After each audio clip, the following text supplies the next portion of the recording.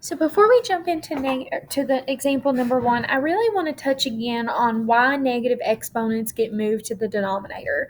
If you've read those two slides, you see that they do, but I wanted one more kind of explanation here. So we're going to look for a pattern. So what I'm going to do is I'm going to fill in these positive exponents. So 2 to the 5th, 2 to the 4th, 2 to the 3rd, 2 squared, and then 2 to the 1st. So this is 32, 16, 8, 4, and 2. So we should be able to see a pattern, especially between 16, 8, 4, and 2. 16 divided by 2 is 8. 8 divided by 2 is 4. 4 divided by 2 is 2. So 32, it also works for 32 divided by 2 is 16, but it's a little bit more obvious when your numbers get a little bit smaller. So the pattern, I'm going to fill in the rest of this just based on that pattern. So divide by 2. So 2 to the 0 power is 1. So in our last set of notes, we talked about anything to the 0 power is 1. That's why this pattern, you will always get to anything to the first power is itself, and then that dividing pattern will always take it down to 1. So anything to the 0 power is 1. So 6 to the 0 power is 1. What did I do there? 6 to the 0 power is 1. 12 to the 0 power is 1 because of that pattern that pops up.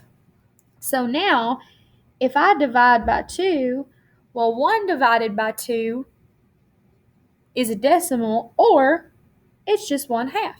So that 2 goes into the denominator. 2 to the positive 1 is a whole number of 2. 2 to the negative 1 moves that 2 to the bottom. Now, if I divide 1/2 by 2, think if you have half a pizza and you divide that in half, you have 1/4 of a pizza. So that 4 gets transferred to the bottom. So 2 to the positive 2 is a whole number of 4. 2 to the negative 2 is 1/4. It moves the 4 to the bottom. 1/4 divided by 2, 1/4 cut in half is an 1/8. Moves the 8 to the bottom. 1/8. Why did I do that up there? 1/8 divided by 2 would be 1/16. And again, in your calculator, this will show you. And I'm doing these with whole numbers, so they're also going to work with variables. So 2 to the negative 3 is a decimal. If I use my fraction conversion, it is 1/8. So we know if it works for numbers, it works for variables.